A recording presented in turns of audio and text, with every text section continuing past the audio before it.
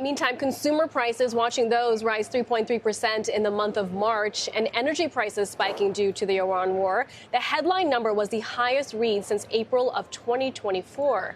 Meantime, consumer sentiment, this was a big one, hitting its lowest level on record. How to make sense of all this? We have David Mericle, Goldman Sachs chief U.S. economist, joining us here at Post 9. David, a pleasure to have you on today. Thank you for having me. First, to the inflation read, what does it tell us about where prices are headed from here and how quickly we can see prices run up? So we saw a very large increase in headline. I think we will likely see another one in April. Very quickly, that's going to mean that headline inflation goes from the mid-twos to, we think, something like 4% just a couple months later.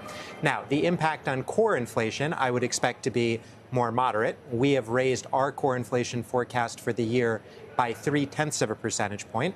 I do think we saw the first signs of that coming through today in the airfares move, although I suspect that there is more to come there, and that the pass-through of higher energy prices to companies' costs and consumer prices will be more gradual for the rest of the economy. Yet the consumer sentiment number really shows that Americans arguably are growing increasingly worried about what's happening with the war and how they're spending money. I think this is something we've seen before. Consumer sentiment tends to be very responsive to gasoline prices. Energy prices have moved very quickly. Other prices in the economy will move more gradually, and that's probably why already very quickly, in this morning's report, we're seeing the deterioration in sentiment.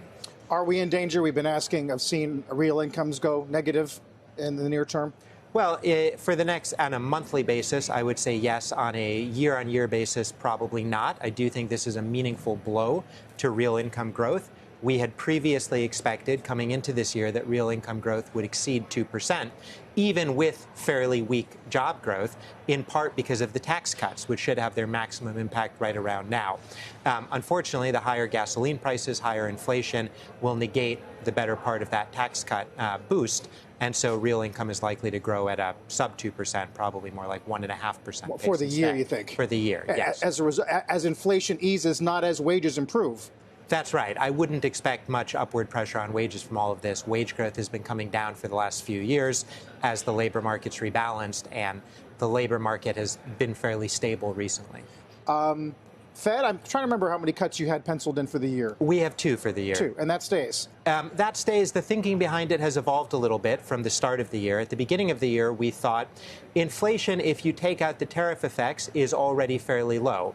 But not everyone on the committee is willing to look at the numbers that way. And by later in the year, whether you look at inflation with or without tariff effects should tell more or less the same story. And as the official data come down, we thought people would be willing to cut. Now, I would say we do still expect progress. We do think that the dropping out of the tariff effects from the year-on-year calculation will bring inflation down a little bit more than energy price pass-through will raise core inflation. But I think in order to cut on the schedule we've written down, you'd probably also need some further deterioration in the labor market, rising unemployment.